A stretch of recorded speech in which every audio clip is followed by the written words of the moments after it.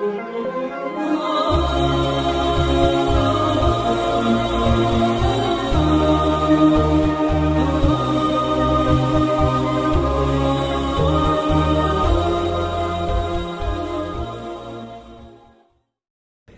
کہتے ہیں ہمارے دلوں پر پردے ہیں، نہیں بلکہ اللہ نے ان کے کفر کے سبب ان پر لعنت کر رکھی ہے، بس یہ تھوڑے ہی پر ایمان لاتے ہیں۔ اور جب اللہ کے ہاں سے ان کے پاس کتاب آئی جو ان کی آسمانی کتاب کی بھی تصدیق کرتی ہے، اور وہ پہلے ہمیشہ کافروں پر فتح مانگا کرتے تھے، پھر جس چیز کو وہ خوب پہچانتے تھے جب ان کے پاس آ پہنچی تو اس سے منکر ہو گئے، بس کافروں پر اللہ کی لعنت۔ جس چیز کے بدلے انہوں نے اپنے تئیں بیچ ڈالا وہ بہت بری ہے، یعنی اس جلن سے کہ اللہ اپنے بندوں میں سے جس پر چاہتا ہے اپنی مہربانی سے نازل فرماتا ہے۔ اللہ کی نازل کی ہوئی کتاب سے کفر کرنے لگے تو وہ اس کے غضب بالائے غضب میں مبتلا ہو گئے، اور کافروں کے لیے ذلیل کرنے والا عذاب ہے۔ اور جب ان سے کہا جاتا ہے کہ جو کتاب اللہ نے اب نازل فرمائی ہے اس کو مانو،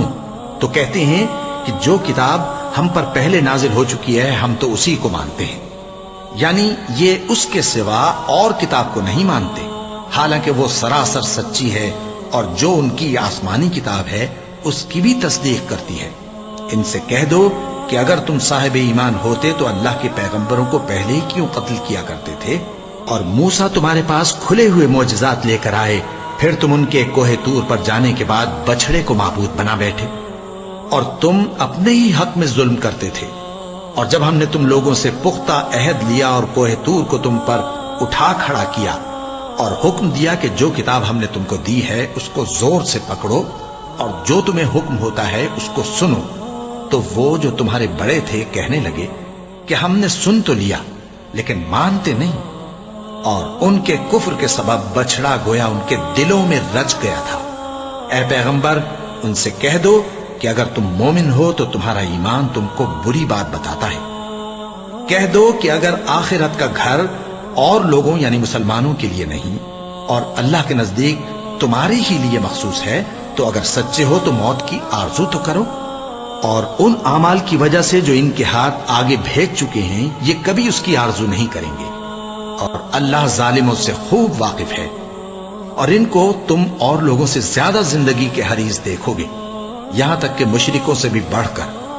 ان میں سے ہر ایک یہی خواہش کرتا ہے کہ کاش وہ 1000 برس جیتا رہے، مگر اتنی لمبی عمر اس کو مل بھی جائے تو اسے عذاب سے تو نہیں چھڑا سکتی،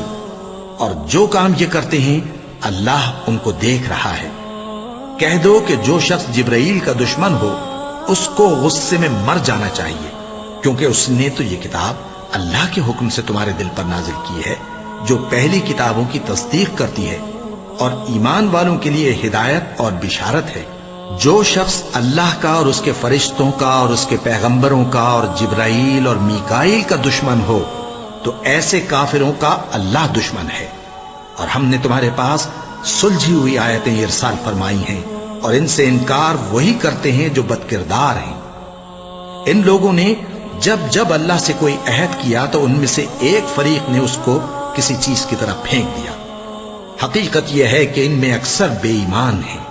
اور جب ان کے پاس اللہ کی طرف سے پیغمبر آخر الزماں صلی اللہ علیہ وآلہ وسلم آئے اور وہ ان کی آسمانی کتاب کی تصدیق بھی کرتے ہیں، تو جن لوگوں کو کتاب دی گئی تھی ان میں سے ایک جماعت نے اللہ کی کتاب کو پیٹ پیچھے پھینک دیا،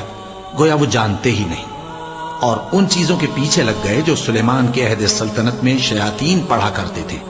اور سلیمان نے مطلق کفر کی بات نہیں کی، بلکہ شیطان ہی کفر کرتے تھے کہ لوگوں کو جادو سکھاتے تھے، اور وہ یعنی بنی اسرائیل ان باتوں کے بھی پیچھے لگ گئے جو شہر بابل میں 2 فرشتوں یعنی ہاروت اور ماروت پر اتری تھی،